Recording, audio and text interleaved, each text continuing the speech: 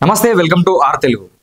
ఏళ్లకమన నానుస్తూ వస్తున్నటువంటి ఈ స్థానిక సంస్థల ఎన్నికలకు సంబంధించి మొత్తం మీద ఒక ముహూర్తం అయితే ఖరారైనట్టు తెలిసింది. సెప్టెంబర్ 26 రోజున ఈ బీసీల రిజర్వేషన్కి సంబంధించినటువంటి ఒక అంశానికి సంబంధించిన జీవోను జారీ చేసి 27 తేదీ రోజు అన్ని పొలిటికల్ పార్టీలతోని కాంగ్రెస్ పార్టీ ప్రస్తుతం ఉన్నటువంటి అధికారంలో ఉన్న పార్టీ అందరితోనూ ఒకసారి మీటింగ్ చేసి 28న దానికి సంబంధించి గెజిట్ కూడా విడుదల చేస్తామని చెప్తున్నారు. తర్వాత ఈ ఏదైతే స్థానిక సంస్థల ఎన్నికలకు సంబంధించి ఆల్రెడీ ఓటర్ల తుది జాబితాను ప్రకటించింది. దాంతోపాటు పోలింగ్ కేంద్రాలు ఏదైతే ఉంటాయో పోలింగ్ కేంద్రాలకు సంబంధించినటువంటి వివరాలు కూడా జారీ చేశారు. ఈ రిజర్వేషన్లకు సంబంధించినటువంటి కసరత్తు కూడా అంటే పకడ్బందీగా పూర్తి చేస్తున్నారు. ఇప్పుడు చాలా మంది సర్పంచ్గా, ఎంపీటీసీగా, జెడ్పీటీసీగా పోటీ చేయడానికి ముందుకొస్తున్నటువంటి పరిస్థితి. కాకపోతే ఎక్కడ ఎవరి రిజర్వేషన్లు, ఎక్కడ సర్పంచ్ ఏ కమ్యూనిటీకి చెందినవాడు అనేది మాత్రం కొంచెం రహస్యంగా ఉంచుతున్నారు. అది ఫైనల్లో అంటే లాస్ట్లో మాత్రమే దాన్ని బయట పెట్టే ఆస్కారం ఉంది.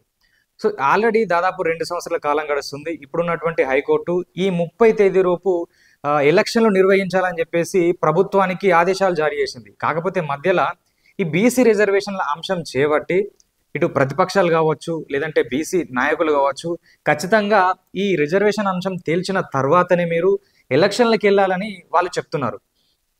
ఇక మొన్న ఏదైతే రేవంత్ రెడ్డి ఒక ప్రకటన చేయడం జరిగింది, ఏమంటుందంటే బీహార్లో ఎలక్షన్లు నిర్వహించిన తర్వాత ఈ 42% రిజర్వేషన్ అంశం తేలిన తర్వాతనే ఎలక్షన్లకు వెళ్తామని చెప్పేసి రేవంత్ రెడ్డి చెప్పడం జరిగింది. సో దాదాపు అంటే ఒక వారానికి ఒక మాట అన్నట్టు ఇది మార్చుకుంటూ వెళ్తున్నటువంటి సిచ్యువేషన్ ఉంది.